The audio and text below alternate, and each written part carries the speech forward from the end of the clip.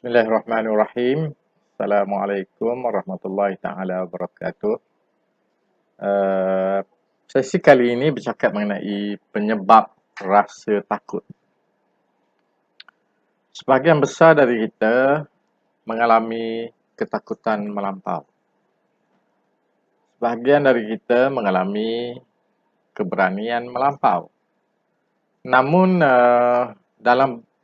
dalam suasana biasa, kita dalam menghadapi suasana baru dalam hidup kita seperti menghadiri temuduga, berdepan dengan suasana baru, mengalami ketakutan.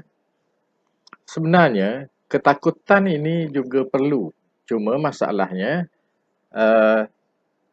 sangat takut itu yang membahayakan kita.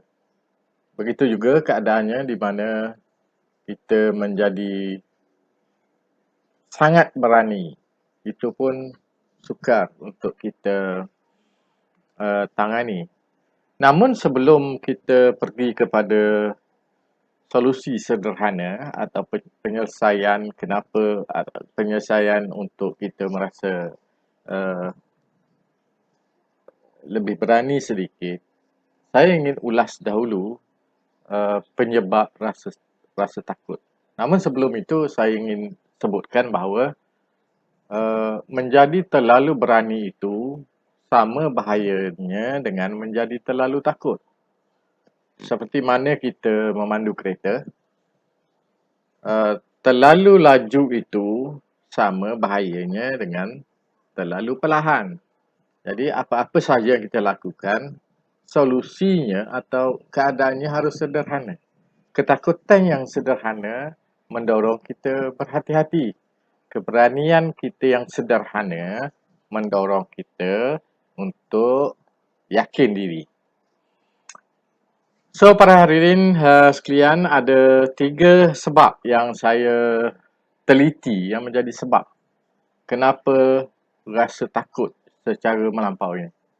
Yang pertama ialah kerana kita sentiasa membiak rasa tidak tahu. Dalam hidup kita, sebahagian besar persoalan yang timbul akan membuat kita menjadi ignorant, menjadi orang yang mengenepikan segala kepentingan sesuatu pengetahuan itu. Umpamanya, pada masa kita ingin menghadiri temuduga contohnya, temuduga kerja atau temuduga untuk sambung belajar sebagainya, kita akan terus menerus mengenepikan keperluan pengetahuan yang perlu kita ambil tahu. So, dalam kebanyakan kes umpamanya, pengalaman saya memang anti kepada jawapan-jawapan saya tak tahu. Saya cukup marah dengan soalan itu, dengan jawapan yang sedemikian. Kerana dengan menjawab tidak tahu itu bukanlah satu sikap yang bertanggungjawab. Jadi, tuan-tuan dan puan-puan, kalaulah kita perlu mengetahui sesuatu kes, sesuatu pengetahuan, contohnya ingin pergi temuduga tadi.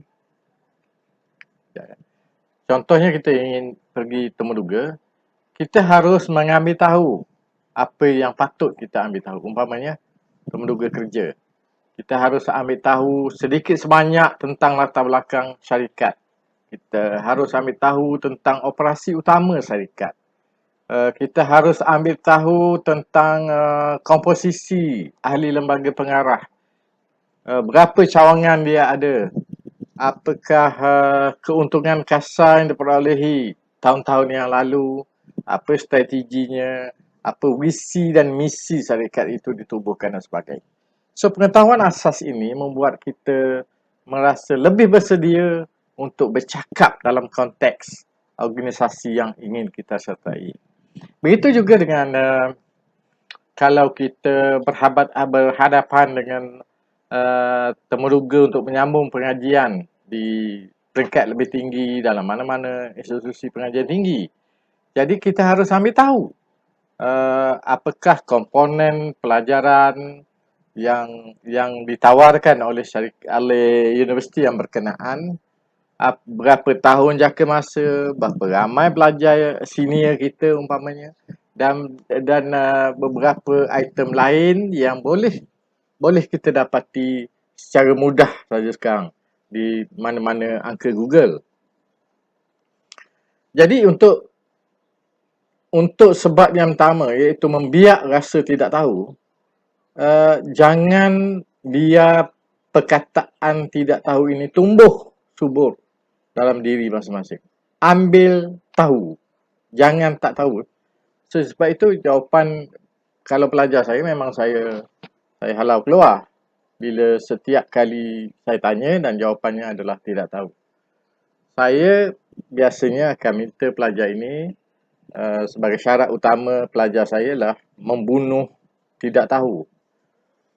So itu yang pertama. Tak tahu memang membahayakan sampai apa yang ada di depan kita sendiri pun kita boleh jawab tak tahu. So jawapan tak tahu itu hanya ada pada kamus orang-orang yang gagal.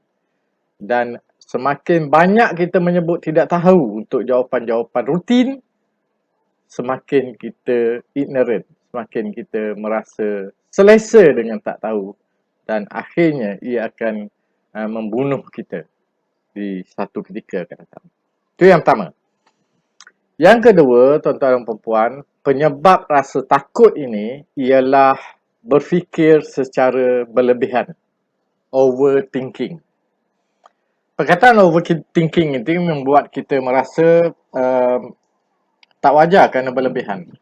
Kita ada fobia mungkin, kenangan-kenangan pahit di waktu kecil atau di waktu kita sedang membesar, sehingga ia mempengaruhi jalan fikir kita yang sebenarnya akan membuat kita seperti halusinasi datang bertimpa-timpa di saat kita berdepan dengan kemungkinan-kemungkinan yang banyak. Contohnya apabila kita ingin melintas jalan sekalipun, kerana kita overthinking, pergilah bawa anak-anak melintas jalan di kota-kota yang agak besar sedikit, dan kita dapati bahawa oleh kerana overthinking ini, ada lori, ada bas, ada kereta, ada motor dan sebagainya, sehingga kita merasa bahawa kita tidak boleh fokus kepada apa yang kita sedang hadapi. Ini ada kerana pengalaman masa lalu kita yang mempengaruhi kita, kemungkinan kita lebih banyak gagal daripada berjaya, dan kegagalan-kegagalan lalu itu membuat kita merasa sangat takut untuk berdepan dengan suasana baru. Sebenarnya tuan-tuan dan puan-puan, kalaulah kita ingin anak-anak kita atau kita sendiri ingin mencapai kejayaan yang belum pernah kita capai, kita harus lakukan sesuatu yang belum pernah kita lakukan. Persoalan ini sangat penting kerana bagi saya selalu mengambil pedoman atau petua daripada orang-orang yang telah berjaya dalam hidup masing-masing. Umpamanya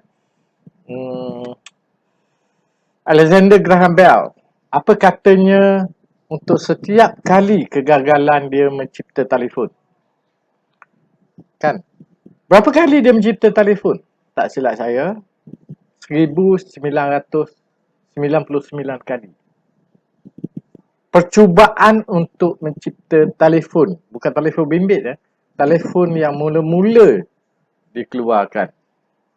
Alexander Graham Bell gagal kali pertama, gagal kali kedua, gagal kali ketiga, kali ke-100, kali ke-1000, kali ke-1500, kali ke-1998, 1999 kegagalan demi kegagalan. Tetapi setiap kali beliau gagal, mengikut cerita sejarahnya ialah, setiap kali beliau gagal, beliau selalu berkata pada dirinya, yang gagal bukan aku, tapi cara aku.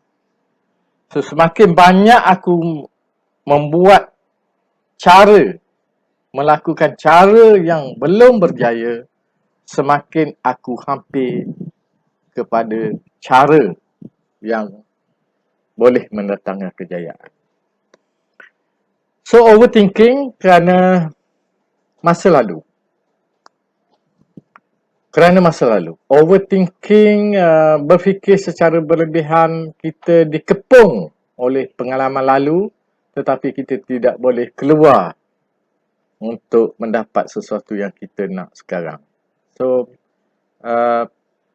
bagaimana mengatasinya? Saya akan cerita, ya. Saya akan huraikan dalam sesi yang akan datang. Sesi kali ini hanya untuk bercerita mengenai penyebab-penyebab rasa takut yang keterlaluan. Overthinking, yang pertama ialah membiak rasa tidak tahu. Yang kedua ialah berfikir secara berlebihan.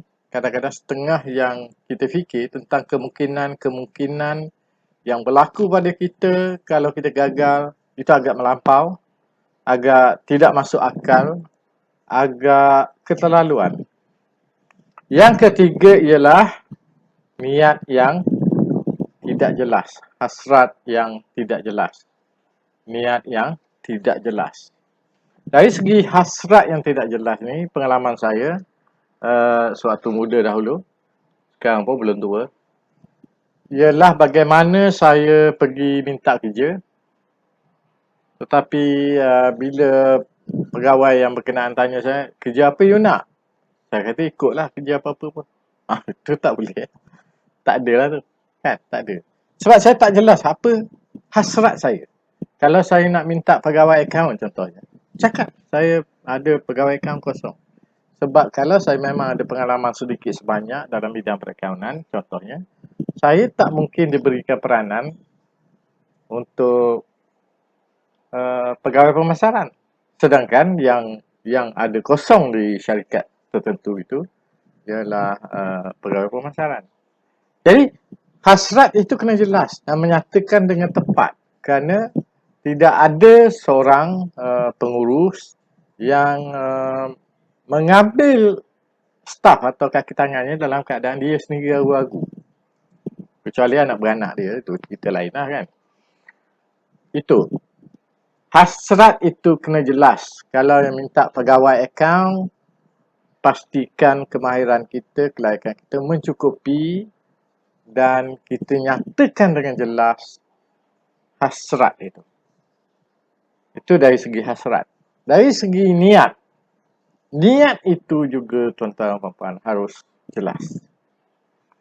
Kerana dalam Islam sendiri kan, yang membatasi di antara satu ibadat dengan satu adat atau amalan lain dalam hidup adalah niat.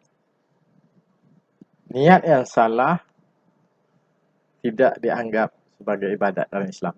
Contohnya kita solat asar tapi niat solat zuhur, tak boleh. Tak diterima sebagai satu ibadat solat. Jadi dalam konteks kerjaya atau dalam konteks kita melakukan sesuatu perbuatan, memulakan sesuatu perjalanan terutamanya, harus ada niat yang jelas. Harus ada hasrat yang jelas. Ini dipanggil determination.